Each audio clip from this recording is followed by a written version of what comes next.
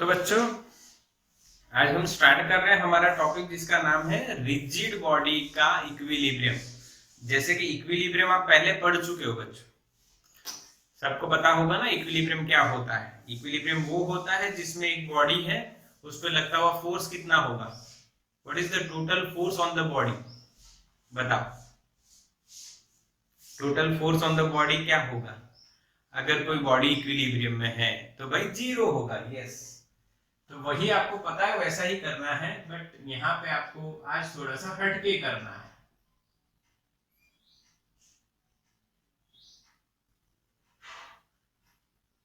Rigid body, अच्छा rigid body याद तो है ना भाई।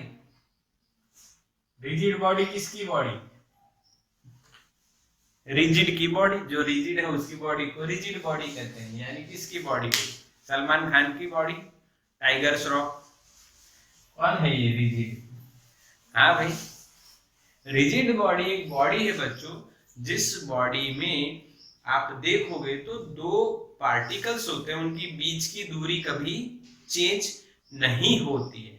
हालांकि आप उसको तोड़ो मोड़ो जोड़ो चाहे कुछ भी करो, दो पार्टिकल के बीच की जो दूरी है, distance between the two particles is always remains constant. This body is called, this type of body is called rigid body. एक और बात आपको बताई जाती है, रिजिड बॉडी एक इमेजिनेशन है। रिजिड बॉडी एक इमेजिनेशन है। ऐसी कोई बॉडी हमारी अर्थ पे एग्जिस्ट नहीं करती, चाहे कितनी भी हार्ड हो, पर उसको तोड़ तो सकते हैं किसी तरह से। तो रिजिड बॉडी एग्जिस्ट नहीं करती है। फिर हम पढ़ते क्यों हैं? तो बच्चों हम जो पढ़ रहे हैं उसमें ये जो सॉलिड बॉडी है उसका भी जब ट्रांसलेशनल और रोटेशनल मोशन होता है तो उस मोशन में उसका जो डिस्टेंस होता है कोई भी पार्टिकल का वो चेंज नहीं होता है, तो उसी को हम रिजिड मान के हमारी कैलकुलेशंस करते हैं। सॉलिड बॉडी को हम रिजिड बॉडी कंसीडर करते हैं। ठीक, अब बात कर लेते हैं इक्विलिब्रियम की बच्चों। तो मैं आपको यहाँ पे 3 इक्विलिब्रियम्स बताऊंगा अलग अलग। कितने? 3। पहला है बच्चों जो आप पढ़े हो, बताओ क्या? अच्छा मेरे को आप ये बताओ, ये बॉडी अभी इक्विलिब्रियम में है तो इस पे टोटल फोर्स कितना? 0। यानी ये बॉडी एक जगह से दूसरी जगह नहीं जा रही है, इसीलिए इसका ट्रांसलेशनल मोशन नहीं हो रहा है, इसीलिए ट्रांसलेशनल इक्विलिब्रियम में है। ये बॉडी कौन से इक्विलिब्रियम में बच्चों? ट्रांसलेशनल।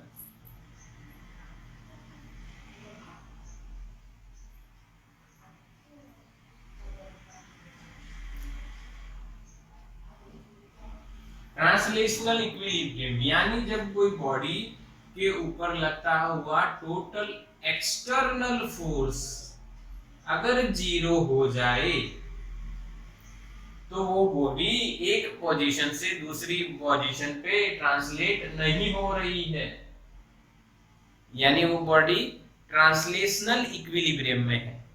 आया समझ में? When the total external force acting on the body, then it is said to be in translational equilibrium. अच्छा, ये वेक्टर है। अगर कोई वेक्टर 0 है बच्चों तो उसका x कंपोनेंट क्या होगा, उसका y कंपोनेंट क्या होगा और उसका z कंपोनेंट क्या होगा, कि आपको पता था? हाँ सर ये हम पढ़ चुके हैं। यस, तीनों कंपोनेंट बच्चों उसके 0 होने चाहिए, तभी वो किसमें कही जाएगी? ट्रांसलेशनल इक्विलिब्रियम में वो बॉडी कही जाएगी। क्लियर है कंसेप्ट बिल्कुल? What is translational equilibrium? और ये आता ही है आपको, आप ये पढ़ चुके हो। देखो कहां पे मैंने यहाँ पे एक बॉडी ली 10 kg और इस पे इधर मैंने F फोर्स लगाया और इधर मैंने 20 न्यूटन लगाया। अगर ये बॉडी की वेलोसिटी 0 है या वेलोसिटी कांस्टेंट है, ऐसा भी आप कह सकते, ये 0 है, तो आप F की वैल्यू कितनी बताओगे, बताओ एफ की वैल्यू क्या होगी if body is in equilibrium. आप तुरंत कहोगे सर 20 दिख रहा है, बिल्कुल सिंपल है, ये 20 तो वो 20 होगा, तभी ये रेस्ट पे होगी। तो आप बिल्कुल सही कह रहे हो, पर इसके लिए आपको कॉन्सेप्ट क्या बताना है, summation of total force in the x direction is 0। यानी ये आप सोचो कि 3 क्यों हमें पढ़ना है, ये आ गया तो ये 3 आ गए, क्योंकि हाँ आ गए, पर फिर भी सर आप ये बता रहे हो क्योंकि हमें यहाँ पे सिर्फ एक की जरूरत है। तो इधर वाला डायरेक्शन पॉजिटिव मानो तो ये नेगेटिव हो जाएगा, तो F minus 20 is equal to 0, तो F बराबर 20 न्यूटन हो जाएगा। ये आया। दूसरी बात मैं आपको पूछूं कि नॉर्मल रिएक्शन कितना, तो आप कहोगे सर mg जितना। क्यों, ये वर्टिकल इक्विलिब्रियम है, ये हॉरिजॉन्टल भी कह सकते हैं, हॉरिजॉन्टल इक्विलिब्रियम, और यहाँ पे वर्टिकल इक्विलिब्रियम यानी summation Fy is equal to 0, ऊपर वाला n प्लस नीचे वाला mg minus is equal to 0, तो n बराबर mg। क्या बच्चों ये इक्विलिब्रियम आपको आता है, क्या ऐसा पढ़े हैं हम लोग? यस बिल्कुल पढ़े, सबको आता है, सबको आता है। इसके अलावा और भी हमने देखा हुआ, एक और दिखाता हूं, देखो ट्रांसलेशनल की बात चल रही है, ऐसा था, याद करो, m मास लटका दिया, इधर फोर्स F लगा दिया, इधर टेंशन है, ये थीटा है, याद है? इसमें भी हम इक्विलिब्रियम की बात कर रहे थे, यस, इसमें हमने ये एंगल थीटा लिया था, ये t cos थीटा है, ये t sin थीटा है। अगर ये P पॉइंट इक्विलिब्रियम में है, नीचे कौन सा फोर्स लग रहा है भाई, mg। अगर ये पॉइंट इक्विलिब्रियम है तो t cos थीटा mg के बराबर हो जाएगा, F बराबर t sin थीटा हो जाएगा, और इसका से आप थीटा और टेंशन दोनों निकाल रहे थे, यस और नो। ये सारे ट्रांसलेशनल इक्विलिब्रियम में जो हम देखे थे सम्स वगैरह, वो मैं आपको बता रहा हूं, ठीक है, यस। तो ये आपको आते हैं, याद करवा दिए, आपको आने चाहिए। चलो तो अब बात करते हैं वही, ये पेन अगर इक्विलिब्रियम में है तो बताओ इस पे कितना टोटल फोर्स लग रहा है, 0। इस कौन सी डायरेक्शन में 0 है, x में भी 0 है, y पे भी 0 है। y पे इसमें नीचे mg लग रहा है, ऊपर normal reaction from the surface of my hand वो लग रहा है, तो n बराबर mg हो रहा है, वो भी 0, इधर ये तो कोई फोर्स है ही नहीं। तो ये आ गया ट्रांसलेशनल इक्विलिब्रियम। तो अभी तक हम ऐसा सोचते थे, अब आपको अपनी सोच को थोड़ा एक्सपांड करना है। एक्सपांड ये करना है बच्चों, आप बताओ क्या ये पेन घूम रही है? नहीं घूम रही है ना, रोटेट हो रही है? नहीं, तो रोटेट भी नहीं हो रही, यानी अब आपको ऐसा भी बोलना पड़ेगा कि ये रोटेशनल इक्विलिब्रियम में भी है। This body is not rotating, so that we can say that this body is also in rotational equilibrium। हमने ट्रांसलेशनल इक्विलिब्रियम इसके बारे में देख रहे थे अभी तक, क्योंकि हमने चैप्टर नंबर 7 स्टार्ट नहीं कर, तो ये बॉडी रोटेट भी नहीं हो रही है। ये तो वैसी बात हो गई कि आधा गिलास पानी का आपको दिया, तो उसके दो तरीके हैं देखने के, एक वो आधा भरा हुआ है, दूसरा वो आधा खाली है, यस और नो। तो दो तरीके होते हैं। अभी आपको पढ़ाई करने यहाँ पे आए हो, मेरे पास लाइव पढ़ रहे हो अभी आप, तो इसके दो तरीके हैं पढ़ाई करने, या तो आप अच्छे से पढ़ लो, या तो अपने दिमाग को और डायरेक्शन में ऐसा सोचो यार आज ही क्यों पढ़ना है, आज से नहीं कल से स्टार्ट कर रहे हैं, कई बच्चों को होता होगा, यस और नो। जैसे मैंने भी पहले दिन स्टार्ट किया तो मुझे भी ऐसा अजीब अजीब लगता है, और आज भी थोड़ा अजीब लगेगा क्योंकि टाइम टेबल पूरा चेंज हो गया है। बट बच्चों अगर आपको गोल अचीव करना है तो you have to adjust in each and every condition. समझ में आ रहा हो? हालांकि अपना टाइम चेंज नहीं हुआ है, थोड़ा 5 मिनट आगे पीछे किया है, बट अब नया जैसे शेड्यूल स्टार्ट हुआ है, आज इतना पढ़ना है, क्यों इतना पढ़ना है, तो उसका रीजन है बच्चों। अगर आपको ज्यादा अच्छा गोल अचीव करना है तो सिंपल चीज क्या है कि आपको अच्छी तरीके से काम करना रहेगा। इसीलिए हमने ये शेड्यूल आपको दिया है कि नीट जेई का आप शेड्यूल मेंटेन कीजिए, अच्छे तरह से काम कीजिए। बाकी तो कुछ है नहीं, सिंपल वर्क है। जैसे देखने का तरीका मैं बता रहा था आपको, अलग अलग होता है, अलग अलग तरीका होता है। जैसे ये आप अभी तक क्या देख रहे थे, ट्रांसलेशनल इक्विलिब्रियम। आफ्टर चैप्टर 7 आप क्या देखोगे, ट्रांसलेशन तो है ही, आगे पीछे तो नहीं हो रहा, साथ साथ घूम भी नहीं रहा। यस, तो हम इसको इस तरह से देखेंगे तो सेकंड इक्विलिब्रियम क्या हो जाएगा बच्चों, रोटेशनल इक्विलिब्रियम।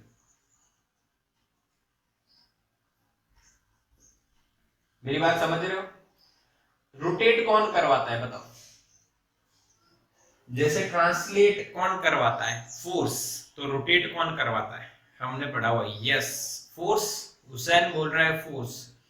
तो बच्चों आपने लेक्चर नहीं पढ़े हैं मेरे पिछले, इसका मतलब ये होगा।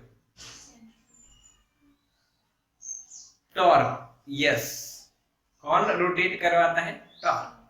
मैंने आपको एक एग्जांपल दिया था, टॉर्क क्यों आया ये भी बताया था आपको, डोर वाला एग्जांपल दिया था। आप डोर को खोलिए अलग अलग जगह पे, जहां से वो लटकाया गया है, उस मिजागरा उसको बोलते हैं, वहां से मिजागरा से आप जितना दूर जाओगे उतना आपको कम फोर्स में दरवाजा खोलना, यानी कम फोर्स लगाने पे दरवाजा खुल जाएगा।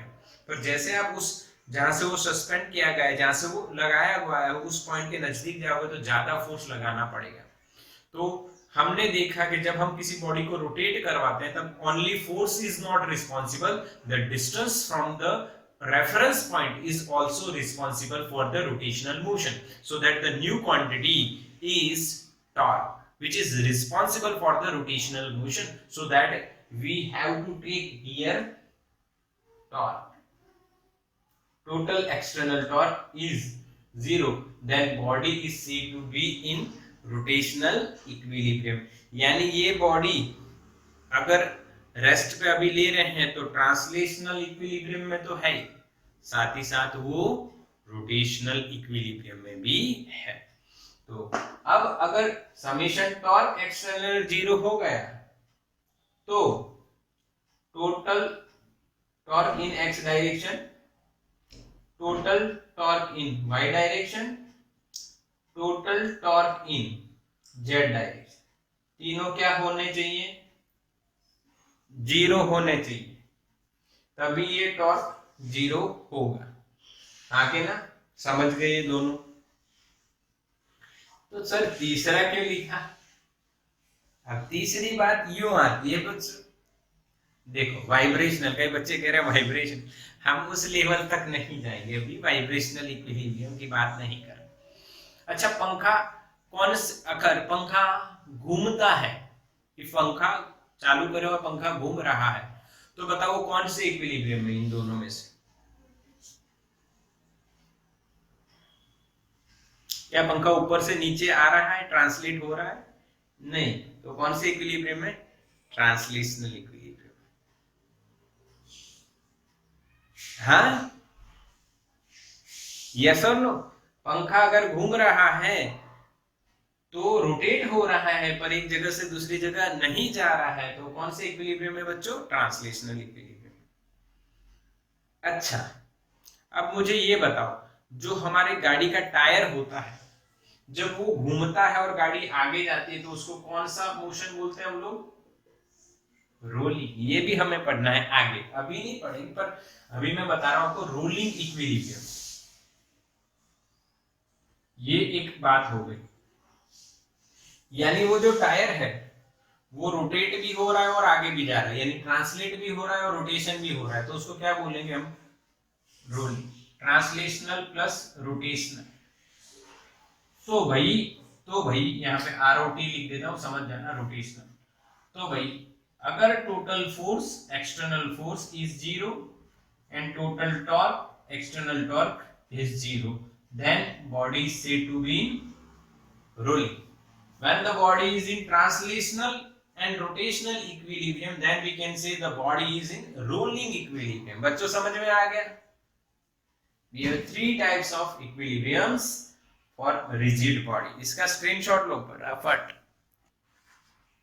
ओके, तो भाई ये equilibrium of a rigid body आपको समझ में आ गया? हाँ के ना?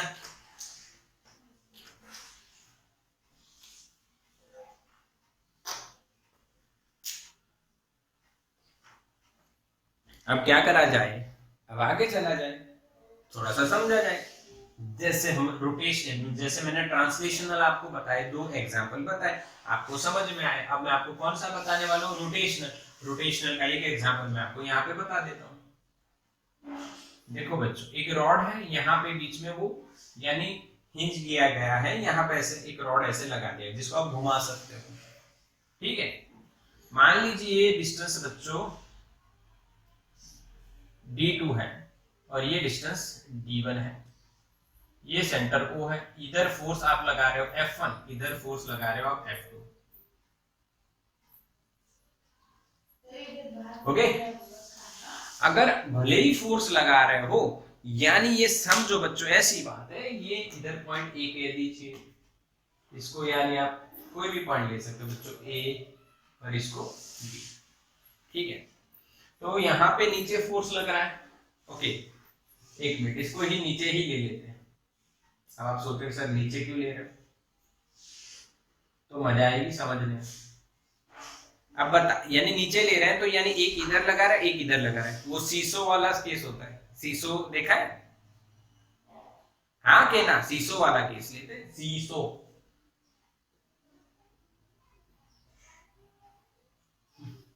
सही है ना spelling?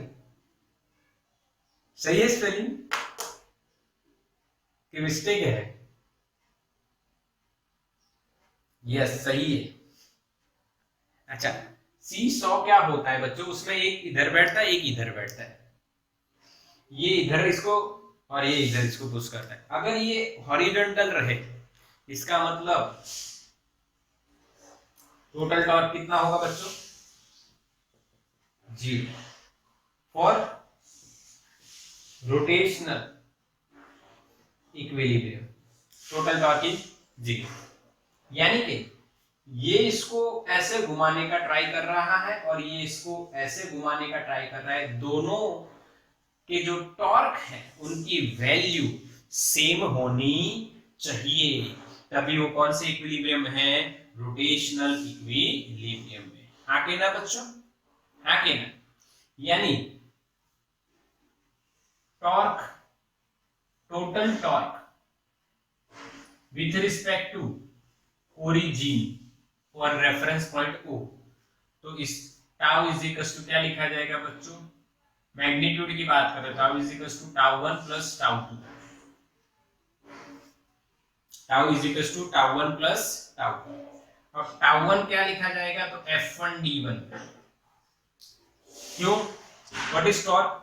Force and perpendicular distance from the reference point, वो D1, ये F1। पर ये क्लॉकवाइज है, तो बच्चों क्लॉकवाइज को हम माइनस लेंगे और एंटी क्लॉकवाइज को हम क्या लेंगे? प्लस। तो F1 D1 ये साइन कन्वेक्शन है, आपको याद रखना है, इसको क्या बोलेंगे हम? Sign convection. एंटी क्लॉकवाइज को आपको पॉजिटिव लेना है, क्लॉकवाइज टॉर्क को आपको नेगेटिव लेना है। तो ये वाला आ गया नेगेटिव F1 D1, तो यहाँ पे क्या होगा? Plus F2 D2। यस और नो? यस और नो बेटा? समझ में आया? Force into distance, perpendicular distance, force into perpendicular distance, this is torque. ये क्लॉकवाइज माइनस, ये एंटी क्लॉकवाइज है with respect to O, anti clockwise with respect to O clockwise, clockwise minus, anti plus. ठीक समझ में आया बच्चों? Yes और no? आगे ना, if body is in rotational equilibrium, then tau is equal to 0, so that minus F1 D1 plus F2 D2 is equal to 0. तो F2 D2 is equal to F1 D1। क्या बच्चों समझ में आया? हाँ क्या ना? दोनों टॉर्क की वैल्यू सेम होनी चाहिए, तभी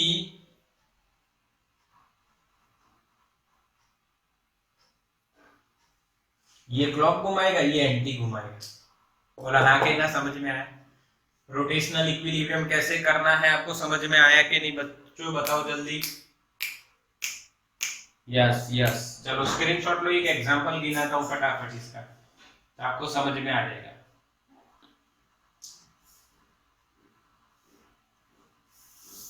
ये लिया, हो गया, चलो ठीक।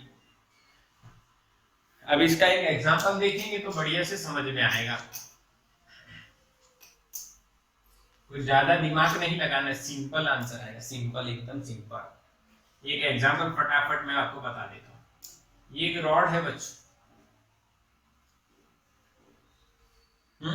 यहाँ पे आपने 100 न्यूटन लगाया है, यहाँ पे F लगाया।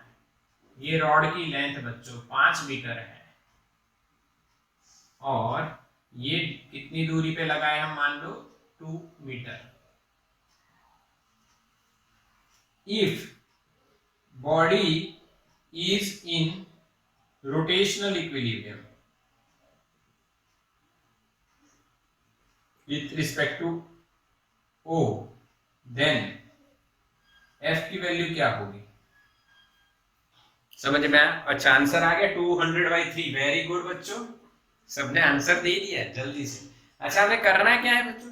रोटेशनल इक्विलिब्रियम में है तो total external torque is 0। Solution में आप ऐसा करोगे, डायरेक्टली आप कर सकते हो फॉर रोटेशनल इक्विलिब्रियम। आप डायरेक्टली क्या करोगे? क्लॉकवाइज बराबर एंटी क्लॉकवाइज।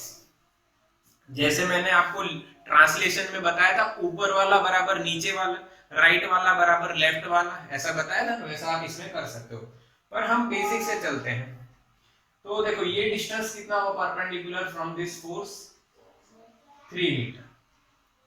तो आप यानी F इंटू 3 कर सकते हो, फोर्स इंटू परपेंडिकुलर डिस्टेंस। अब ये कैसे घुमाएगा? Clock wise with respect to O, clock wise with respect to O। मैं बोल रहा हूं, खास आपको समझना है। ये नेगेटिव, और ये कैसे घुमाएगा? एंटी क्लॉक यानी प्लस। ओके, तो यहाँ पे आ जाए, ये आएगा माइनस और ये आएगा आपका plus. 100 into force into distance 2 is equal to 0। तो आप बच्चों इसको सॉल्व करोगे तो F इज इक्वल टू आपको क्या मिलेगा? 200/3 न्यूटन। क्या आया बच्चों समझ में? आके ना, ये बच्चों आप डायरेक्टली भी कर सकते थे। 100 इंटू 2 बराबर F इंटू 3। 100 इंटू 2 बराबर F into 3। Directly you will get, shortcut हो, 100 इंटू 2 बराबर F इंटू 3। तो आ जाएगा F बराबर 200/3। ये डायरेक्टली भी आ जाएगा, शॉर्टकट। ये वही है, क्लियर है? तो रोटेशनल इक्विलिब्रियम में कैसा सिंपल सम मैंने आपको करवाया।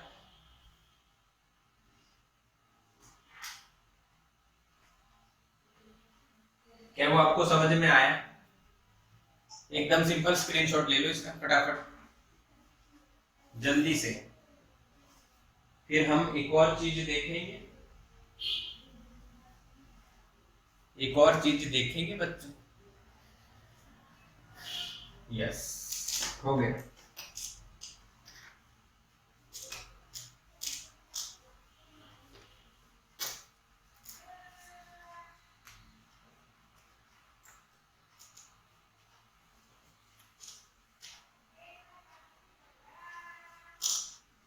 इक्विलिब्रियम बिल्कुल समझ में आ गया आपको। अभी मेरी एक और बात सुन लो और एक नया टॉपिक आप समझ लो, इसके बाद हम आगे बढ़ सकेंगे। और ये इंपॉर्टेंट टॉपिक है। क्या इंपॉर्टेंट टॉपिक है? तो बच्चों, अभी आपने दोनों फोर्स कहाँ देखे? नीचे। सीसो की बात थी ना, तो सीसो में अगर आप इधर बैठ गए, इधर मान लो मैं सीसो हूं, हाँ हनुमान जी मान लो, इधर राम बैठ गए, इधर लक्ष्मण बैठे। देखा है? देखा है रामायण? देखा है बच्चों?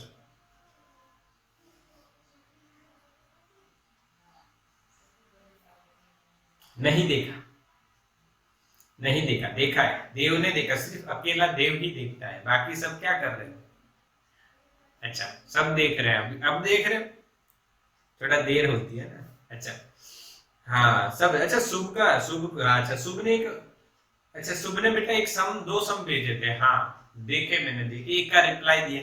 वो बच्चा एकदम इजी है, तुम ट्राई करो तो सही, उसका डायग्राम बनाओ और ट्राई करो, मैंने डायग्राम बनाने के लिए आपको बोला है, डायग्राम बनाओ, इजी है। और जो दूसरा है वो टेक्सचुअल सम है, टेक्स्ट बुक की एक्सरसाइज का सम है, वैसा ही है, उसमें पावर को के कहा गया है। या ऐसा करो ग्रुप में रखो, शुभ ग्रुप में रखो, कोई ना कोई आपको अभी सॉल्व करके भेज देगा, नहीं भेजेगा तो मैं आपको यूट्यूब व्हाट्सएप पे लाइव करके बताऊंगा, क्योंकि वो सब थोड़ा सा बोलने से समझ में नहीं आएगा, उसको लाइव करके बताना है। शुभ सुन रहा है बेटा? हाँ शुभ, तो वो ग्रुप में रख दे, जिस ग्रुप में हम सब हैं उसमें रख दे, कोई सॉल्व करके भेजे तो ठीक है, नहीं भेजेगा तो मैं तेरे को व्हाट्सएप से लाइव करके सॉल्व कराऊंगा। ऐसे मैं कई बार बच्चों को करवाता हूँ, क्योंकि ये कई चीजें डायरेक्टली ओरली में बोल दूं और हो जाए, और मेरे पास हर बार पेन पेपर हो ऐसा भी जरूरी नहीं होता है। कल तूने फोन किया तब मैं बाहर था, फिर आया तब भूल गए थे, पर अभी तेरा नाम देखा तो याद आ गया। तो बच्चे तू ऐसा करना, आज नहीं होता है तो मैं, देखो एक बात है, अभी सब कुछ ऑनलाइन चल रहा है तो सब लोग बिजी चल रहे हैं, और यानी मोबाइल 24/7 यूज हो रहा है, ऐसा समझिए। तो मैं अगर आपका आंसर नहीं दे पाता हूं तो आप मुझे कॉल कीजिए, एक बार नहीं, जब तक सॉल्यूशन न हो तब तक कीजिए। मेरी बात समझ रहे हो ना? देखो यही तरीका है बच्चों काम करने का, नहीं तो इस दौरान हम लोग काम नहीं करवाएं जब तक आपको प्रॉपर आंसर न मिले। जैसे स्नेहा ने भी लगभग एक सम भेजा है, जेई एडवांस का है, वो भी ओरली सॉल्व नहीं हो पाएगा, इसीलिए हमें उसका लाइव में करवाना पड़ेगा, या हम लोग व्हाट्सएप से कनेक्ट होके करवा सकते हैं, या आप ग्रुप में रख दीजिए, ग्रुप में अगर किसी से सॉल्व नहीं होगा तो फिर मैं करवा दूंगा। ठीक, चलो। तो अब बात क्या करने वाले, एक बढ़िया टॉपिक की बात करने वाले, बढ़िया। चाबी है आपके पास? ढूंढो, चाबी है, चाबी, यस और नो? चाबी को हाथ में लो और उसको एक ही फोर्स लगा के घुमाने का ट्राई करो। मान लो ये चाबी है, आपने लॉक में लगा दी, ये लॉक है, लॉक में चाबी लगाई, चाबी ऐसे होती है, पता है? अभी है अंदर, लेने कौन जाए? ठीक है, अब मैं इसको अंदर लॉक में मैंने डाल दिया, इसकी ये चाबी है बच्चों, चाबी है ना, चाबी को ऐसे हमने डाल दिया। अभी चाबी को मुझे घुमाना है तो मुझे दो फोर्स लगाना पड़ेगा, एक उंगली और एक अंगूठा, दोनों का यूज करना पड़ेगा। क्या इसके बिना हो सकता है? नहीं। और बढ़िया सिंपल एग्जांपल देते हैं, हमारे पास इंक की ये जो बॉटल है इसकी बात करते हैं, इंक पॉट। तो इसका ये ढक्कन है, ये मैंने बंद कर दिया, मुझे खोलना हो तो मैं क्या एक उंगली से खोल सकता हूँ? एक उंगली से बंदूक मार सकते हैं, पर खोल सकते हैं? मैं खोल सकता हूँ, मेरी बहुत पावर है, सच में खुल गया, पर वो बहुत जोर लगाना, ये प्रैक्टिकल बात नहीं है, आपने बहुत ज्यादा फोर्स लगाया। बट आप सिंपली खोलना चाहते हैं तो सिंपल ऐसे अप्लाई कीजिए, हाँ के ना? तो यहाँ पे आप क्या कर रहे हो, तो यहाँ पे आप दो फोर्स लगा रहे हो, एक जा रहा है इधर, एक जा रहा है इधर, ऑपोजिट। तो ये एक बात हुई। ऐसा ही आप यानी घर में कोई भी, मान लो दिवाली है और आप कोई मेहमान आते हैं तो आप यानी उनको कुछ खाना पीना देते हो, तो उसमें किसी ढक्कन को आपको खोलने की जरूरत पड़ी तो आप दो फोर्स लगाओगे, एक इधर एक इधर, दो फोर्स लगे, दो फोर्स। चाबी पे दो फोर्स लगेंगे। रेगुलेटर, पंखे का रेगुलेटर होता है, उसकी अगर स्पीड बढ़ानी घटानी है तो आप ऐसे दो फोर्स लगाते हो। तो ये दो फोर्स कॉमनली लगते ही हैं। तो जो हमारे साइंटिस्ट होंगे उन्होंने कहा अगर ये जो कॉमनली यूज होती चीज है तो ये एक स्पेशल टाइप हो जाएगी। ये स्पेशल टाइप हुई, और इस स्पेशल टाइप में क्या होता है, फोर्स दोनों सेम लगाते हैं, ये वाला भी और ये वाला जो घुमाने के लिए हम लगाते हैं, वो दोनों फोर्स सेम होते हैं। दोनों की डायरेक्शन कैसी होनी चाहिए? अपोजिट होनी चाहिए। इक्वल फोर्स अपोजिट डायरेक्शन, और एक लाइन में नहीं होते, यानी इसको मेरे को घुमाना है तो मुझे एक फोर्स इधर तो एक फोर्स इधर लगाना पड़ेगा, ऐसे, या ऐसे घुमाना है तो ऐसे। अगर मैं यहाँ पे दोनों फोर्स लगाऊंगा तो ये घूमेगी नहीं, घूमेगी। उसके लिए मुझे एक यहाँ पे एक यहाँ पे, एक लाइन में नहीं होने चाहिए। तो ये एक कॉमन प्रॉपर्टी आई। कौन सी कॉमन प्रॉपर्टी? पहली कौन सी बच्चों? Equal magnitude.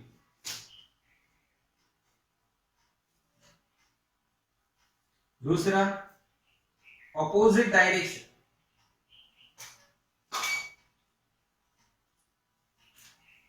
तीसरी बात नॉन कोलिनियर, यानी एक लाइन में नहीं होते हैं। कौन से एग्जाम्पल हमने देखे, देखो पहला मैं आपको बता रहा हूं भाई, मैं आपके घर पे आ रहा हूं आज, ठीक है, ये आपको पता है, मैं आपके घर पे आ ही रहा हूं, कंफर्म है आज।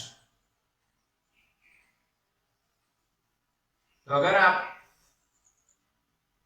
मेरे लिए कुछ नाश्ता निकालना चाहते हो, ढक्कन बंद है, जोर से बंद कर दिया, मम्मी से नहीं खुला था, आपको दिया, तो आपने उस पे जो फोर्स लगाया वो इक्वल एंड ऑपोजिट हुआ, और एक लाइन में नहीं होगा, अलग अलग जगह होगा। हाँ, ऐसे लगाओ ना, एक इधर, और एक लाइन में नहीं, अलग अलग जगह से लगेगा, ठीक है। दूसरा हमने देखा की बात हम कर रहे हैं, तो की पे भी हम सेम फोर्स लगा रहे हैं, एक इधर लगेगा, एक इधर लगेगा, एक लाइन में नहीं लगेगा, ठीक है।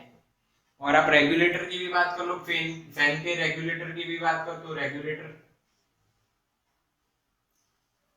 रेगुलेटर में भी आपको पता है, यहाँ पे स्पीड लिखी होती है 1 2 3 4 5, तो आपको इसको घुमाना है तो एक फोर्स इधर लगाना है, एक फोर्स इधर लगाना है, एक लाइन में नहीं लगाना है।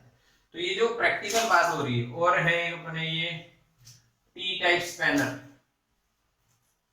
आपने देखा होगा गाड़ी में जब आप गैरेज वगैरह में जाते हो तो ऐसा एक स्पैनर होता है जिसको आप पाना बोलते हो, वो लोग अपने पाना बोलते हैं।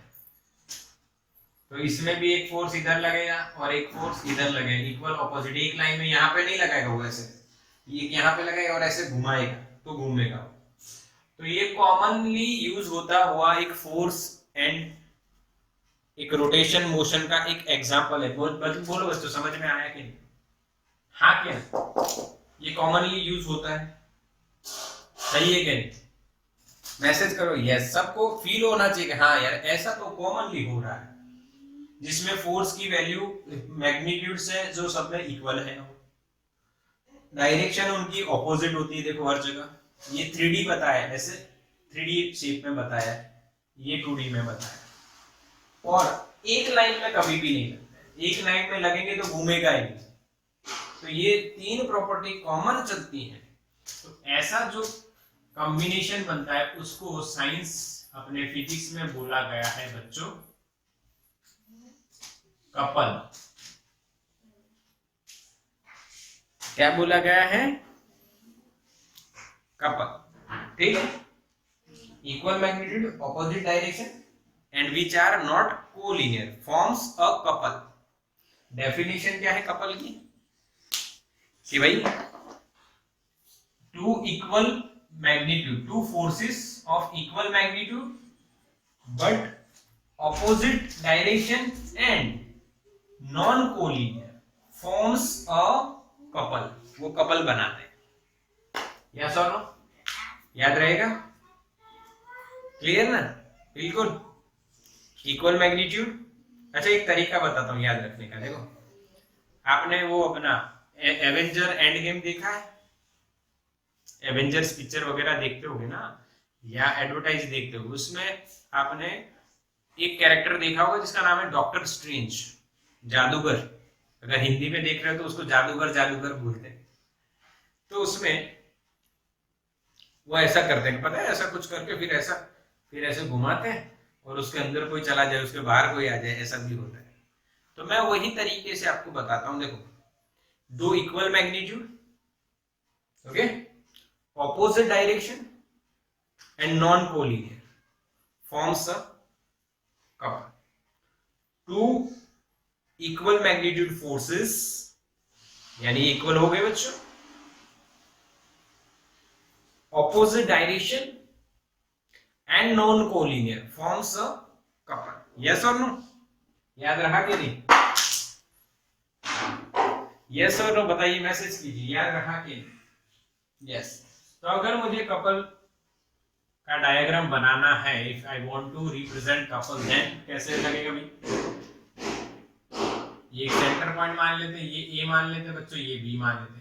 यहाँ पे अगर मैंने एफ फोर्स लगाया तो इधर F होगा पर माइनस। इक्वल फोर्स का मैग्नीट्यूड है, ऑपोजिट डायरेक्शन है और एक लाइन में नहीं है, तो यहाँ पे ये जो बनेगी इसको क्या बोलेंगे हम लोग? कपल।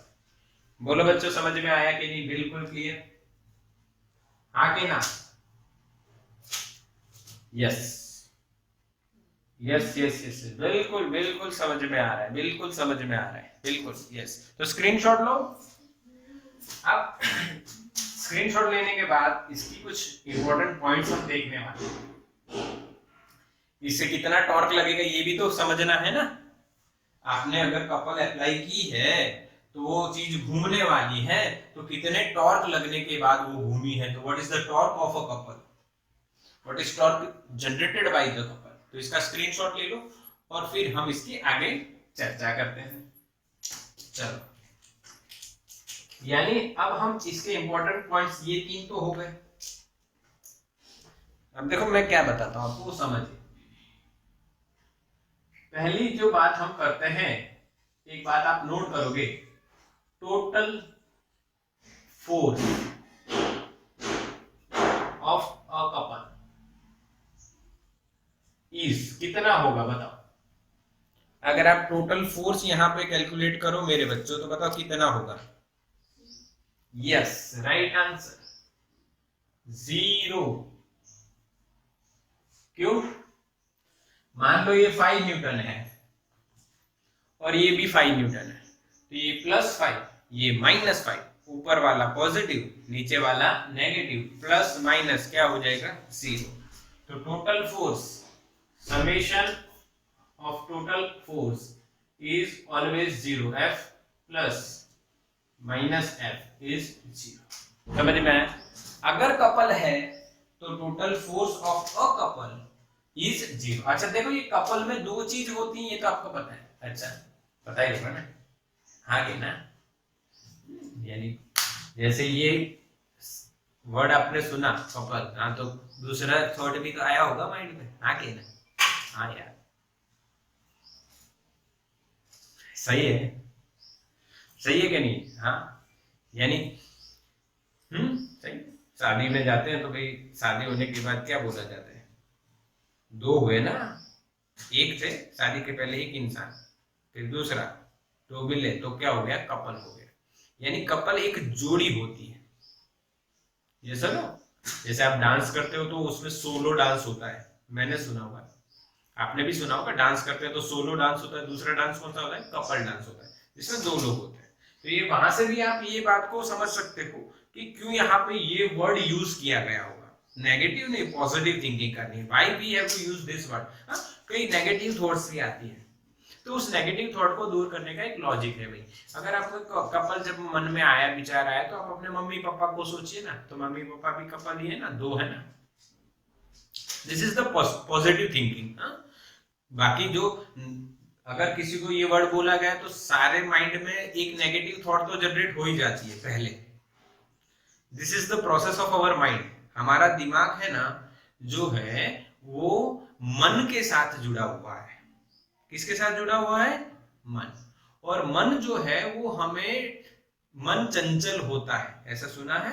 मन चंचल होता है, वो हर दिशा में जल्दी से भाग जाता है, और ऐसी दिशा में, इसी डायरेक्शन में जल्दी भागेगा जहां आपको डर लगे, जहां आपको नेगेटिव थॉट्स आए। तो हमें क्या करना है?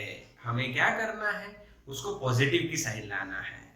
जैसे जैसे आप ये सब पढ़ रहे हो, फिजिक्स पढ़ रहे हो, फिजिक्स कितना लेंथी है। अभी यहाँ पे आप मेरे घर पे आके देखो तो इतनी किताबें आपको यहाँ पे मिल रही, अंदर बहुत सारी किताबें रखी हुई है। तो कोई बच्चा आए, सर मैं आपके पास फिजिक्स पढ़ना चाहता हूँ, और ये सारी बुक्स देखे, सर नहीं पढ़ना नहीं पढ़ना, आज मैं नहीं पढ़ूंगा, आज से बंद। क्यों? इतना सारा। तो हमारा जो मन है वो पहले आपको डरा देगा, डरा देगा। नेगेटिव थॉट्स, मन नेगेटिव थॉट्स क्रिएट करता है। बट हमारे पास एक और पावर जो भगवान ने दी है, that is the thought process by mind. तो अगर हम उस मन को हमारे माइंड से कंट्रोल करेंगे और कहेंगे बेटा डर मत, इतनी बुक्स हैं, कोई दिक्कत नहीं। आप सोचो अभी आप जूनियर सीनियर से पढ़ रहे थे, आप जूनियर सीनियर से पढ़ रहे थे, आप 11th में आ गए तो आपने 10th तक कितनी सारी बुक्स पढ़ ली। यस और no? That is the positive thinking. अगर कपल सोच के आपको नेगेटिव थिंकिंग आ रही तो convert that negative into positive. Think about your parents, think about some logical points. Okay, तो इसी तरह से आप नेगेटिव को पॉजिटिव बना सकते हो, और यही करेगा जो बच्चा वही आगे जा पाएगा। अगर वो इन थॉट्स में ही रह गया क्या रे वहां से तो क्या बात कर रहे हैं कपल कपल, तो फिर वो कपल में ही रह जाएगा, वो आगे नहीं बढ़ पाएगा। ठीक है, तो अच्छी पॉजिटिव थिंकिंग रखिए माइंड में। Total force of a couple is always 0। ठीक, अच्छा सेकंड पॉइंट, सेकंड पॉइंट क्या है? टॉर्क। सेकंड पॉइंट क्या बात करेंगे बच्चों? टॉर्क। चलो क्लियर दिख रहा है सबको? Yes yes yes. हाँ, सेकंड पॉइंट हम बात करेंगे टॉर्क ऑफ अ कपल। ये कितना होगा? यानी कपल लग रहा है कहीं पे तो वो चीज घूमेगी, तो घूमेगी तो कितना टॉर्क लगा होगा, तो वो घूम रही है, तो कैसे निकालेंगे? तो आओ मेरे बच्चों निकालते हैं टॉर्क ऑफ अ कपल। तो मान लीजिए बच्चों ये फोर्स की लाइन ऑफ एक्शन है और उन दोनों के बीच का डिस्टेंस, परपेंडिकुलर डिस्टेंस d है। विथ रिस्पेक्ट टू o अगर वो घूम रहे हैं तो मान लो ये d1 है, आप कुछ भी मान सकते हो, और ये d2 है। ठीक मेरे बच्चे, समझ रहे हो कि नहीं? हाँ कि ना? यस और नो? यस। अच्छा, ये कैसे घुमाएगा? विथ रिस्पेक्ट टू वो F force on B, B को कैसे घुमानेगा? एंटी। इसका मतलब ये टॉर्क क्या आएगा? प्लस। A पे जो फोर्स लग रहा है वो O के रिस्पेक्ट में कैसे घुमाएगा? एंटी क्लॉकवाइज या क्लॉकवाइज? मैसेज करो, मैसेज करो। Yes, anti. तो ये भी कैसा आएगा? Torque plus. दोनों टॉर्क पॉजिटिव आएंगे। What is torque? Reference point क्या है भाई? O। What is torque? What is torque बच्चों? What is torque? तो बच्चों total torque of a couple with respect to लेना पड़ेगा, क्योंकि टॉर्क कभी भी बिना रिस्पेक्ट पे नहीं आएगा। रिस्पेक्टफुल पर्सन है टॉर्क। कैसा पर्सन है? Respectful. You have to take respect. क्यों बच्चों? अगर ये घूम रहा है तो ये इस पॉइंट के रिस्पेक्ट में भी घूम रहा है। यहां पे अगर है तो यहां पे टॉर्क लगा, फोर्स लगा, तो ये इसके रिस्पेक्ट में घूम रहा है। यानी किसके रिस्पेक्ट में आप टॉर्क ले रहे हो वो जरूरी है। तो यहाँ पे टॉर्क किसके रिस्पेक्ट में लिया जा रहा है बच्चों? ओ। फॉर द कपल टॉर्क की बात है, अकेले टॉर्क की बात है। अगर टॉर्क कपल के टॉर्क की बात करोगे तो वो इस रेफरेंस पॉइंट पे डिपेंड नहीं करता। ये मैं अभी प्रूव करूंगा, ये अभी हम देखेंगे। फिर से बोल रहा हूं, torque of a couple does not depend on the reference point. अभी हम प्रूव करेंगे। देखो अभी तो यहाँ पे ये पहले समझ लो, फिर तीसरा पॉइंट वही कर देते हैं जो एक एग्जांपल भी है और आप ऐसे समझ भी लो। तो इसका टॉर्क और इसका टॉर्क हम लिखते हैं, तो Fd1 जो एंटी क्लॉकवाइज है यानी पॉजिटिव आएगा, प्लस Fd2 जो भी एंटी क्लॉकवाइज है इसीलिए प्लस आएगा। अब दोनों में F कॉमन बचा क्या बच्चों? d1 प्लस d2, तो क्या लिखा जाएगा? Fd। यस और सिंपल ना? यस। एक स्पेशल लॉजिक आ रहा है बच्चों, सुनिए। F क्या है? Magnitude of any one force. दो में से कोई भी एक फोर्स का मैग्नीट्यूड ले लीजिए, क्योंकि दोनों फोर्स। क्या बच्चों समझ में आया? रिकॉर्डिंग शायद पॉज हो गई थी तो एक बार रिवाइज कर लेते हैं। Fd1 ये d1 है और ये F है। With respect to Fd1 anti clock घूमेगा तो प्लस लिखा है। इसके कारण जो विद रिस्पेक्ट टू वो टॉर्क लगेगा F इंटू d2 जो एंटी है इसलिए प्लस लिखा है।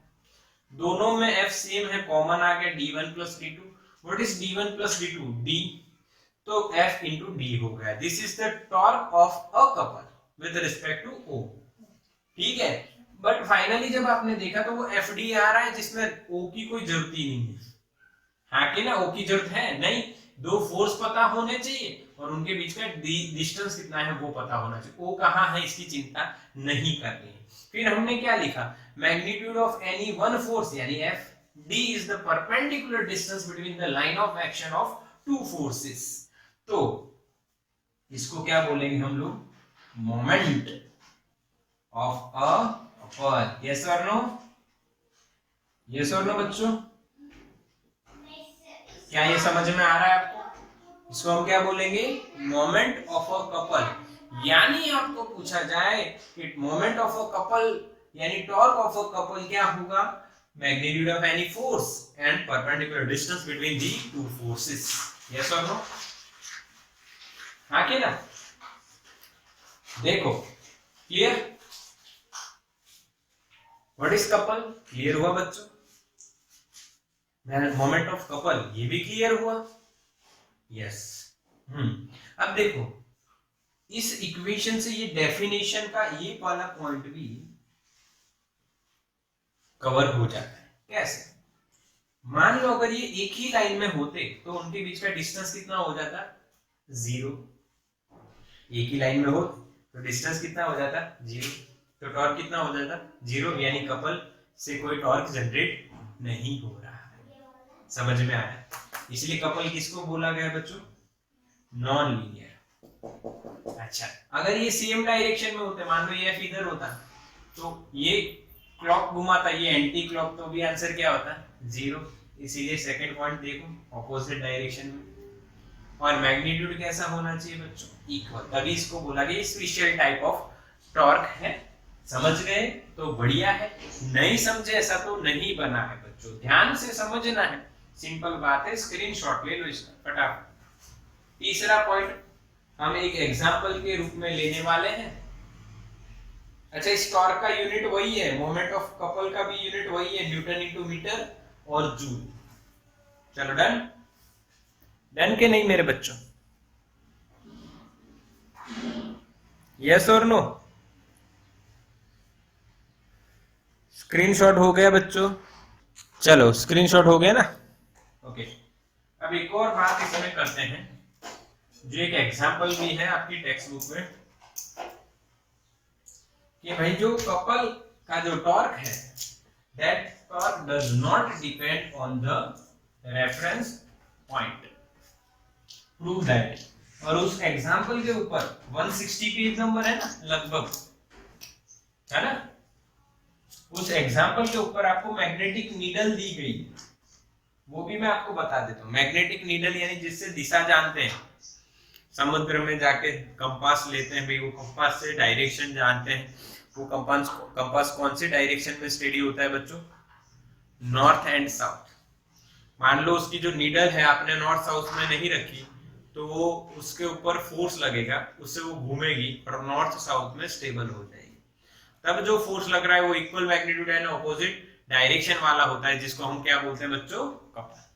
ठीक है, अब हमें क्या प्रूव करना है, एग्जांपल नंबर 7.7 बच्चों। So that moment of a couple does not depend on the point about which you take the moments. समझ में आया? So that the moment of a couple does not depend on the point about which you take the moments. उस पर depend नहीं करता है। तो इसका एक एग्जांपल कैसे ले रहे हैं, देखो 7.7 है, पर ये एक नोट है, AMP बात जो आपको असर्शन रीजन में आ सकती है। ये हमने A और B 2 पॉइंट लिए बच्चों। इसमें मान लो ये नेगेटिव F फोर्स लग रहा है और ये पॉजिटिव F। ये कोलिनियर नहीं, इक्वल ऑपोजिट डायरेक्शन वाले फोर्स है। यहाँ पे टॉर्क लग रहा है और ये कपल बन गया है। क्या बन गया, कपल। अब हम एक रेफरेंस पॉइंट लेते हैं, ठीक है? तो उसके रिस्पेक्ट में इसका पोजीशन वेक्टर मान लो r1 है, इसका कितना है, r2। ठीक है, यस और नो? तो टोटल टॉर्क लिखा दें भाई हम यहाँ पे, total torque tau is equal to tau 1 plus tau 2, vector form लिख रहा हूं इस पर। तो टाउ 1 कितना होगा बेटे, देखो यहाँ पे माइनस एफ और ये R1, तो टॉर्क का इक्वेशन आपको पता है R1 cross minus F, R1 cross minus F, vector form में लिख रहे हैं, मैग्नीट्यूड नहीं लिख रहे कि R1 F लिख रहे हैं कुछ भी लिख रहे हैं, ठीक, प्लस टाउ 2, अभी डायरेक्शन भी नहीं देखनी क्योंकि हम लोग वेक्टर ऑलरेडी ले रहे हैं, अगर वेक्टर ना ले तब डायरेक्शन देखनी, R2 और ये F2 है, तो यहाँ पे लिखा जाएगा R2 क्रॉस F2, और F2 की जगह क्या है बच्चों, F प्लस। अब इन दोनों टर्म्स में आप देखो तो बच्चों cross F is common, cross F बाहर निकाल लो तो बचेगा क्या, R2 माइनस R1, क्या बचेगा, ये R2 प्लस हो जाएगा और ये R1 माइनस हो जाएगा, इसलिए R2 माइनस R1, ठीक है। तो what is F, force, and what is R2 minus R1, final R2 initial R1, that means R2 minus R1 आपने पढ़ा हुआ ना डिस्प्लेसमेंट, यस और नो, ये R2 ये R1, तो ये क्या होगा R2 माइनस R1, यानी यहाँ पे जो टॉर्क है वो R2 माइनस R1 पे डिपेंड कर रहा है और F पे डिपेंड कर रहा है, वो R1 और R2 पे डिपेंड नहीं है, R2 माइनस R1 यानी AB, डिस्टेंस बिटवीन, यानी वेक्टर AB कह सकते हैं इसको, इस पे डिपेंड कर रहा है, इस पे डिपेंड नहीं कर रहा है, यानी रेफरेंस पॉइंट पे डिपेंड नहीं कर रहा है, यस और नो, समझ में आया कि नहीं, यहाँ पे रेफरेंस पॉइंट का कोई रोल ही नहीं है, हमें R2 माइनस R1 यानी इन दोनों के बीच का डिस्प्लेसमेंट वेक्टर हो गया ये, ओके, और F यानी फोर्स जिसमें ओरिजिन का कोई चक्कर ही नहीं है, यानी हम कह सकते हैं कि torque due to couple does not depend on the reference point about which we are taking moments, हमने किसके रिस्पेक्ट में, टॉर्क विद रिस्पेक्ट टू, किसके रिस्पेक्ट में लिया, O, इसके रिस्पेक्ट में टॉर्क लिया दोनों का, और फाइनल जो आंसर आता है उसमें देखा गया कि टॉर्क जो है वो O कहीं पे भी हो उससे कोई फर्क नहीं पड़ता है, वो किस पे डिपेंड करता है, R2 minus R1 and force. समझ में आया? तो बताओ यहाँ पे कपल का टॉर्क पूरा कंप्लीट बच्चों, यस और नो, कंप्लीट के नहीं? तो बच्चों स्क्रीनशॉट ले लो इसका।